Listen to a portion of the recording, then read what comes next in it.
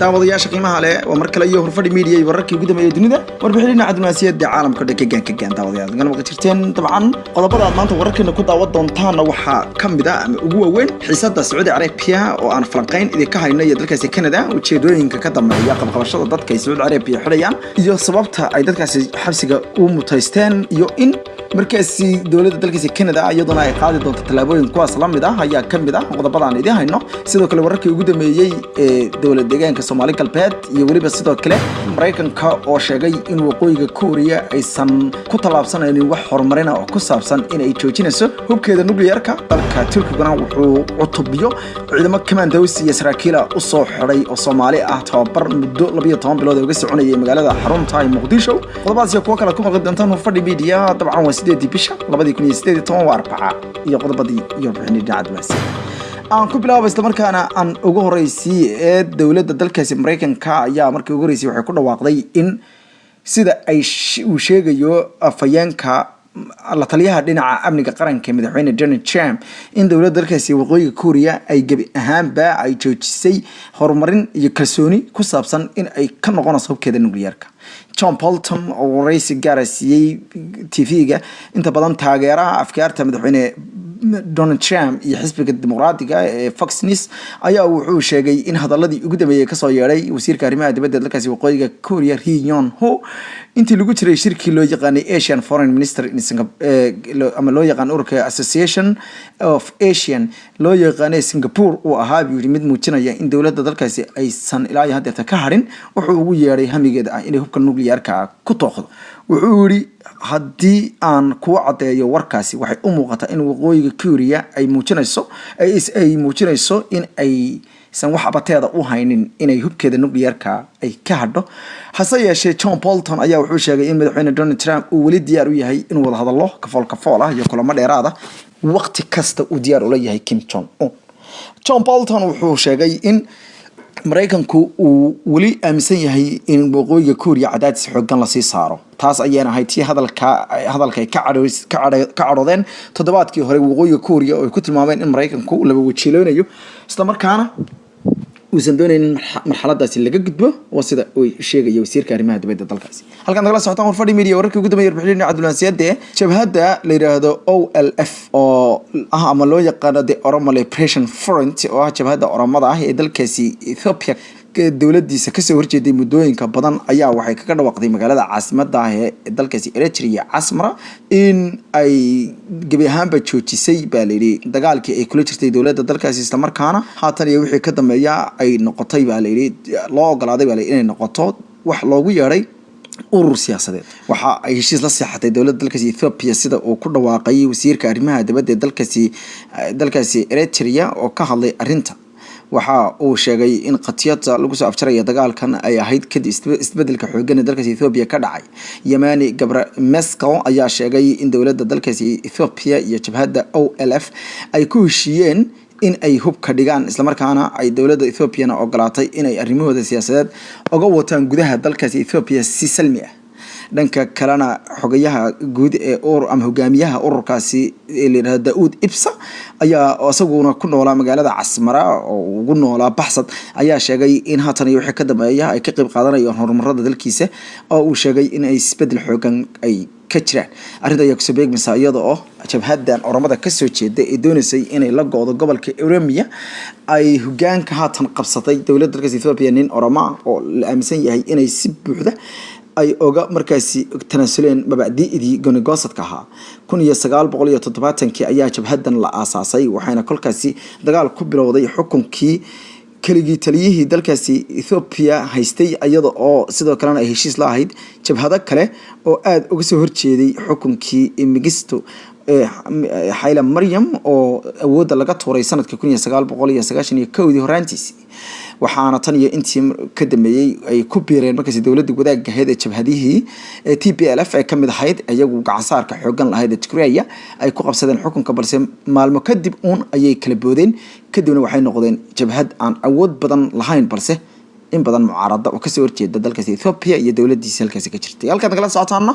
waa Hurfadhi Media ee xogiyay hore arrimaha dibadda dalkaasi Britain ayaa diiday inuu raaligelin ka bixiyo hadalkii hore uu ugu yeeray in dumarka muslimiinta ay qaabka xidha ay yihiin sanduuqa lagu rito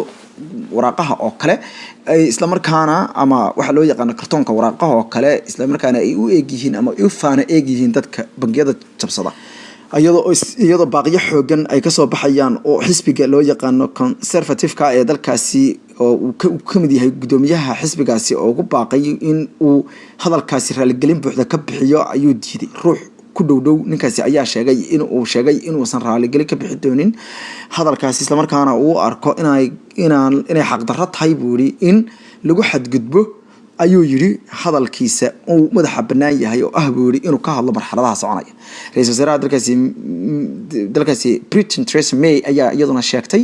in hadalka Johnson uu ahaa mid markaasi cawaaqib xumo ku ah ama aflagaado iyo malka dhac ku ah dad gaar ah sidaa daraadeedna uu mudan yahay inuu ka noqdo ama uu raaligelin ka bixiyo. nacaybka xooggan ee dadka muslimiinta loo qabay qarbiga ayaa aad u xoogeysanayay gaar ahaan dalalka Yurub. Warar hoose ayaa sheegaya sida uu kasoo waramayo wargeyska The Daily Telegraph ee dalkaasi Britain in ay jiraan xidhiidho hoose oo u dhaxeeya nin la yiraahdo Stephen Bannon oo la aaminsanaa inuu ahaa ninkii ka dambeeyay ama qayb ka ahaa ololihii Donald Trump uu ku qabsaday dalkaasi Mareykanka ee islaam nacaybka ahaa inuu xiriir la soo sameynayo groupka ugu markaasi xag jirsan xisbiga talada haya conservative-ka ee dalkaasi Britain oo uu ku jiro Mr Boris Johnson taasoo ka keentay orahyadan adag iyo hadaladan qalafsan. Tawadasha qiimaha halkan nagala socotaan Hurfadhi Media iyo wararka gudaha warbixinada cadbaansiyada ee haatan xamar magaalada Muqdisho ee xarunta dalka Soomaaliya waxaa lagu soo bandhigay cutubyo ciidamo commandos oo isugu jira afarta wariyahad ee ciidamada qaranka ee Soomaaliya ka koobnaa doona ciidamada cirka dhulka badda iyo ciidamada gaara ayaa dhamaantood waxaa halkaasi ku soo bandhigeen qalin jabin iyo casharo ay qaateen ayagoo halkaasi gaadka ciyaar ku soo bandhigay kadib 12 bilood oo ay tababar uga soconayay saldhigga ama dugsiga ciidamada dalkaasi Turkiga ay ku leeyihiin magaalada Muqdisho ee xarunta dalka Soomaaliya. ciidamada ayaa waxay u badan yihiin saraakiil da'yar ah oo loo leeyay saraakiil ku xigeenno kuwaas oo qaybaha kala duwan ee ciidamada oo dhan loo tababaray. waxaa halkaasi ka qayb galay gudoomiyaha baarlamaanka ee dalka Soomaaliya madax uu kamid yahay wasiirka gaashaandhigga safiirada dalalka Qatar iyo dalkaasi Turkiga saraakiisha ciidamada ee dalkaasi Turkiga qaarkood ee dalkaasi Soomaaliya jooga iyo waliba taliyaha guud ee ciidanka qalabka sida Soomaaliya oo dhamaantood amaanay sida ciidanka tababarka ay u qaateen iyo sida dhalinyaradu ay sida maskaxda furan uga markaasi ay uga jibakeeneen baa la yiri casharadii iyo aqoontii ay heleen. mid ka mid ah saraakiisha asagoo markaasi aqoon kororsiga halkaasi ka helay oo ah sarkaal xigeen la yiraahdo Najiib Siyaad Cali ayaa wuxuu halkaasi khudbad u ka jeediyay oo qiiro lahayd wuxuu ku sheegay in ay u diyaar garoobeen isla markaana ay barteen buuri waxa ay ciidanimo tahay daacadnimo waxay tahay dal jacayl waxa uu yahay iyo difaacidda xuquuqda dadka Soomaaliyeed waxa ay tahay buuri. Mr Siyaad wuxuu sheegay inay sii wadi doonaan aqoontooda iyo waliba wuxuu yiri inay kobciyaan buuri isla markaana ay soo celiyaan buuri ciidan haykal dawladnimo dalka markaasi ku soo celiya wasada uu sheegay Najiib Siyaad Cali. waxaa sidoo kale dhawanahan oo dhan laga hadlayay in dalka Soomaaliya laga saaro ciidamada shisheeye ee u badan dalalka Afrikaanka kuwaas oo la aaminsan yahay inay dhibaato xooggan ay ku hayaan dalka bedelkii ay nabadda wax ka tari lahaayeen oo ay ka mid yihiin ciidamada tirabeelka ee dalalka deriska iyo kuwa aan deriska ahayn gobolka ku yaala ay keeneen. taliyaha ciidanka qalabka sida General Gorod oo halkaasi ka hadlay ayaa wuxuu ku baaqay in ciidankana ay tusaale u noqdaan wuxuu ugu yeeray ciidanimo Soomaaliyeed oo dib loo onko iyo sharaf iyo cisi ku dhisan buuri Soomaalinimo oo la soo celiyo.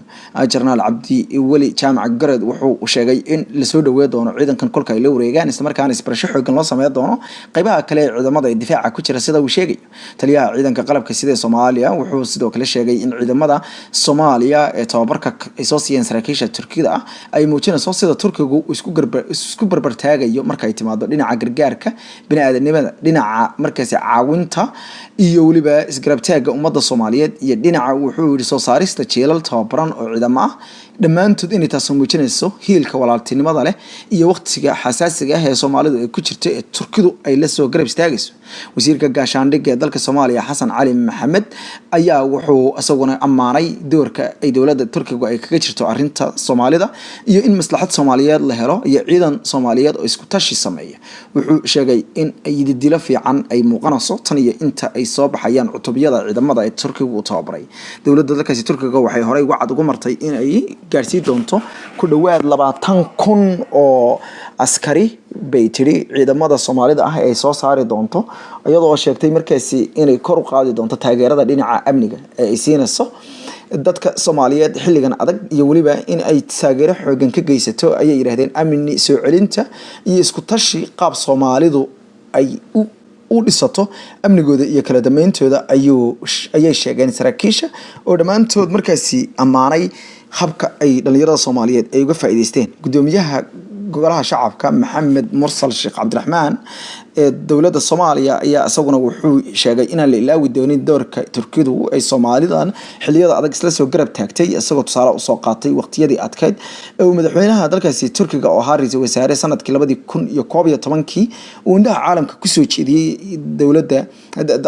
dalka Soomaaliya markaas ay ka jirtay macluul gobolada koonfureed qaarkood asagoo ka soo degay magaalada Muqdisho ee xarunta dalka oo markaas xataa qayb ahaan ay joogeen booyri kooxaha naga soo horjeeda oo soo hadalka u dhigay taawada qiimaha halka nagala socotaan warfadhi media iyo wararkii iyo warbixinihii dabcan iyo qodobadii caalamiga ah oo kal walba aad ka gaan caalamka kala socoteen haatanna dawladda deegaanka Soomaalida warar kala gedisan ayaa ka soo baxaya halka uu ku dambeeyay madaxweynihii hore ee Cabdi Maxamuud Cumar ee dawladda deegaanka Soomaalida wararka ayaa waxay sheegayaan in goor dambe oo shalay ahayd ciidamada militariga ee Ethiopiaanku ay la baxeen Cabdi Maxamuud Cumar oo ay si jujuuba uga gaxaysteen magaalada xarunta ah ee Jigjiga sida wararku sheegayaan wararku waxay intaas ku darayaan in Cabdi Maxamuud Cumar aan tan iyo intaas la maqal meel la geeyay walow wararka qaar sheegayaan in la geeyay saldhig militari oo ku yaala magaalada Addis Ababa hase yeeshee warar dambe oo warbaahinta bulshadu ay qorayso ayaa sheegayay in madaxweynaha lagu soo celiyay magaalada Jigjiga isla markaana loo ogolaaday in uu sii wato shaqadiisii madaxtinimada si kastaba ha noqotee deegaanka oo ay ku yartay warbaahinta madaxa banaan iyo galaangalka warbaahintu u leedahay marka laga reebo warbaahinta reer galbeedka oo qaarkood af Soomaaliga ku hadla oo qaarkood ayagu markaasi la hadla ama la hadla mas'uuliyiin ayaa aysan jirin warar madax banaan oo dadka Soomaaliyeed iyo warbaahinta Soomaalida ah si madax banaan loogu ogol yahay si kastaba ha noqotee wararkii ugu dambeeyay waxay sheegayaan in xaaladda magaalada Jigjiga ee xarunta dawladda deegaanku ay aad u degan tahay walow aan si rasmi ah loo garanaynin cidda si rasmiga u xukunta wararku waxay sidoo kale sheegayaan in dawladda Ethiopia ay la daala dhacayso sidii marxaladan ay uga lug bixi lahayd iyo sidii ay u soo celiyay dad badan oo Soomaaliyeed ayaa walaac ka muujinaya galaangalka ciidamada militariga ah iyo xadgudub loo arko inay deegaan Soomaali leedahay ay ku soo xadgudbeen iyadoo ay sharci darro tahay kolka la eego sharciga Ethiopia in la soo galo ciidaas iyo waliba dawlad deegaanadaas gabi ahaanba federaalka Ethiopia hoostaga daawada qiimaha qodobada dambe iyo falaqayntii Saudi Arabia iyo waliba qodobo kale xiiso leh ha moogaanina